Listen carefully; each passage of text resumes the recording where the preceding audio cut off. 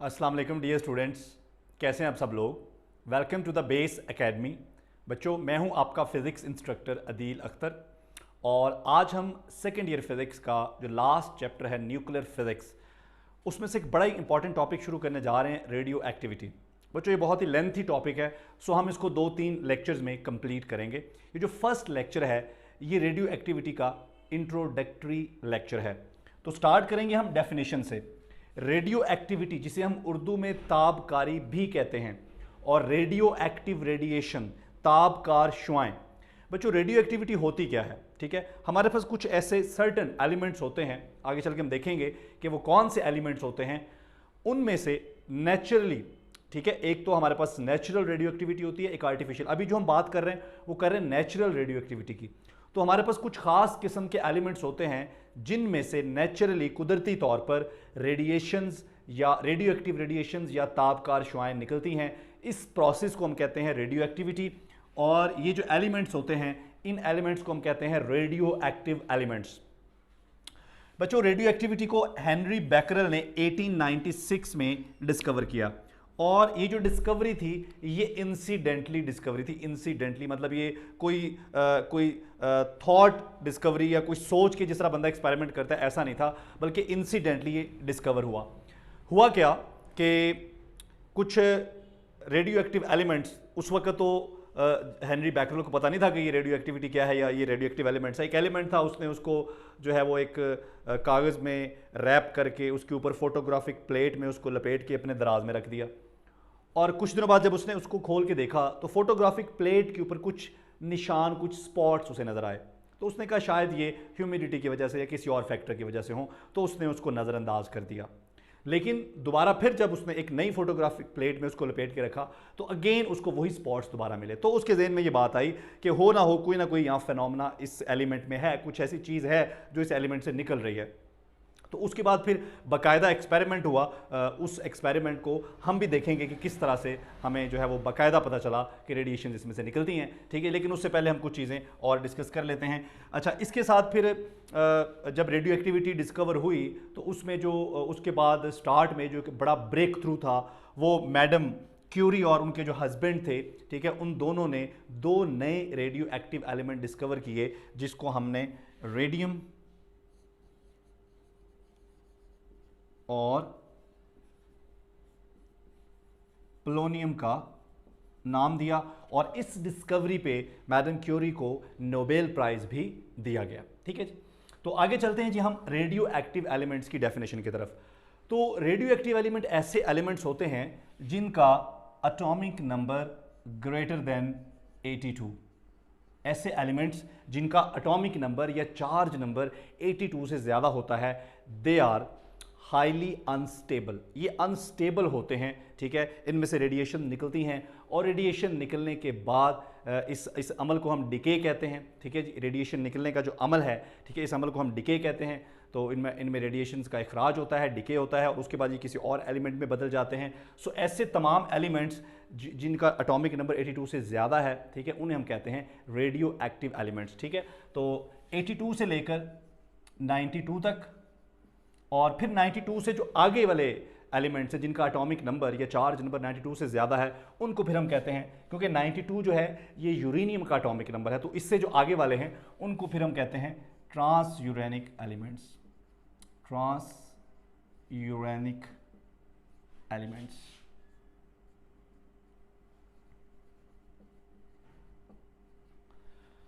उसके बाद हमारे पास ये टाइप्स ऑफ रेडिएशंस है। अब ज़ाहिर बात है रेडिएशन निकलती हैं तो वो किस तरह की रेडिएशंस होती हैं, उनकी नेचर क्या होती है, ठीक है, तो उस हवाले से हम डिस्कस कर लेते हैं। तो सबसे पहले हमारे पास है अल्फा रेडिएशंस।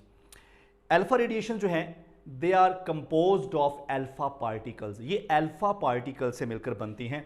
एक अल्फा पार्टिकल जो होता है, अगर हम देखें तो एक अल्फा पार्टिकल 2 प्रोटॉन और 2 न्यूट्रॉन से मिलकर बनता है। ये ब्लैक को आप प्रोटॉन समझ लें और रेड को आप न्यूट्रॉन समझ लें। तो ये एक अल्फा पार्टिकल है जो 2 प्रोटॉन्स और 2 न्यूट्रॉन से मिलकर बनता है। बड़ा हैवी पार्टिकल है, 2 प्रोटॉन है इसके अंदर, 2 न्यूट्रॉन है, तो बड़ा हैवी पार्टिकल है।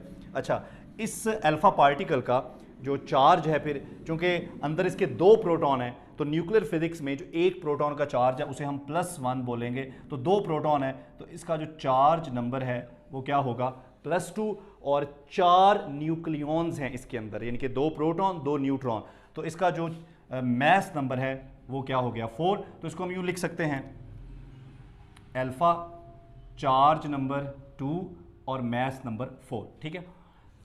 तो अल्फा पार्टिकल्स बड़े हैवी पार्टिकल्स हैं, अल्फा रेडिएशंस के अंदर अल्फा पार्टिकल्स होते हैं। इसका मतलब ये हुआ कि जो अल्फा रेडिएशंस हैं ये इलेक्ट्रोमैग्नेटिक रेडिएशंस नहीं हैं। इससे पिछले जो चैप्टर्स थे उनमें हमने इलेक्ट्रोमैग्नेटिक रेडिएशंस के बारे में बहुत पढ़ा है, जिसमें हमने पढ़ा एक्स रेज होती हैं जी, गैमा रेज होती हैं, ठीक है, विजिबल लाइट जो होती है, इसके अलावा इंफ्रारेड होती हैं, इसके अलावा अल्ट्रा वायलेट होती हैं, रेडियो वेव्स होती हैं, माइक्रोवेव्स होती हैं, ये सारी इलेक्ट्रोमैग्नेटिक वेव्स हैं। लेकिन ये जो अल्फा रेडिएशंस हैं ये चार्ज्ड रेडिएशंस हैं, अल्फा पार्टिकल्स पर मुश्तमिल है, जिसके ऊपर जो है वो +2 चार्ज भी है। इसका मतलब है कि ये इलेक्ट्रोमैग्नेटिक नहीं है, अल्फा रेडिएशंस इलेक्ट्रोमैग्नेटिक नहीं है, ठीक है। सम टाइम हम ये भी कहते हैं कि अल्फा रेडिएशंस बिल्कुल ऐसी हैं जैसे हीलियम का न्यूक्लियाई होता है। अगर आप हीलियम का न्यूक्लियस देखें ना तो हीलियम के न्यूक्लियस में भी ऐसा ही है, ठीक है। हीलियम के न्यूक्लियस में 2 प्रोटॉन होते हैं, हीलियम के न्यूक्लियाई में हीलियम के न्यूक्लियस में 2 प्रोटॉन और 2 ही न्यूट्रॉन होते हैं, यानी कि उसका जो चार्ज नंबर है वो 2 होता है और मास नंबर 4 होता है। इसलिए हम समटाइम ये भी कह देते हैं कि एक अल्फा पार्टिकल बिल्कुल ऐसे है जैसे एक हीलियम का न्यूक्लियस होता है, ठीक है। उसके बाद जो दूसरी रेडिएशंस हैं beta radiations, beta radiations are composed of beta particles, ठीक है। बीटा रेडिएशंस भी इलेक्ट्रोमैग्नेटिक रेडिएशंस नहीं है, बीटा रेडिएशंस भी इलेक्ट्रोमैग्नेटिक रेडिएशंस नहीं हैं क्योंकि ये इलेक्ट्रॉन्स पर मुश्तमिल होती हैं, ठीक है जी। इसके अलावा सम टाइम हमारे पास 2 तरह की बीटा रेडिएशंस होती हैं, एक को हम कहते हैं नेगेटिव बीटा रेडिएशन और एक पॉजिटिव बीटा रेडिएशन। जो नेगेटिव बीटा रेडिएशंस हैं वो इलेक्ट्रॉन्स पर मुश्तमिल होती हैं और जो पॉजिटिव बीटा रेडिएशंस हैं वो पॉजिट्रॉन पर मुश्तमिल होती हैं, ठीक है। तो ये भी चार्ज्ड रेडिएशंस हैं, लेकिन ये अल्फा के मुकाबले में जो है वो लाइटर रेडिएशंस हैं, ठीक है। अल्फा के अंदर चूंकि अल्फा पार्टिकल्स होते हैं वो बहुत हैवी होते हैं एज कंपेयर टू इलेक्ट्रॉन। एक इलेक्ट्रॉन जो है वो एक प्रोटॉन के मुकाबले में 1836 गुना छोटा होता है, तो फिर ये रेडिएशंस बहुत ही लाइटर हैं as compare to alpha radiations, ठीक है। ये दोनों ही अल्फा और बीटा इलेक्ट्रोमैग्नेटिक नहीं है, ये चार्ज्ड रेडिएशंस हैं, ठीक है, इनके अंदर चार्ज पार्टिकल हैं।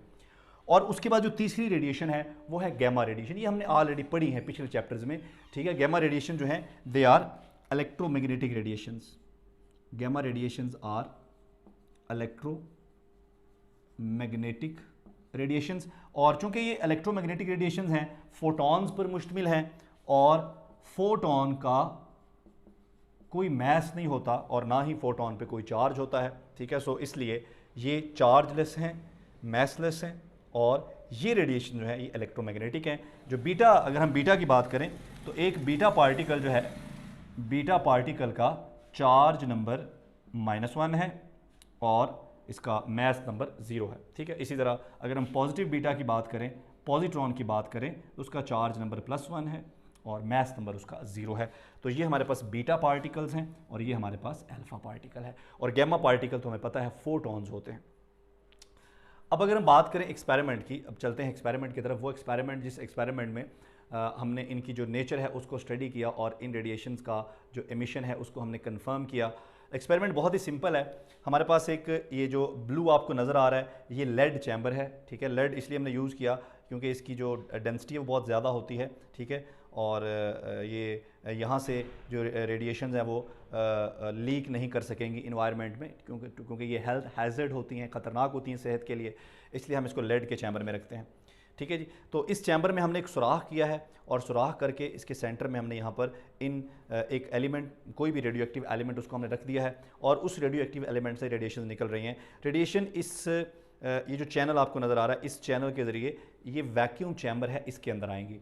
वैक्यूम चैम्बर के अंदर सबसे पहले हमारे पास यहाँ पर आपको ये एक एनोड और कैथोड नज़र आ रहा है, तो ये हमने सेटअप दिया है इलेक्ट्रिक फील्ड के लिए, ठीक है। और यहाँ पर ऊपर ये जो ग्रीन है ये फोटोग्राफिक प्लेट है।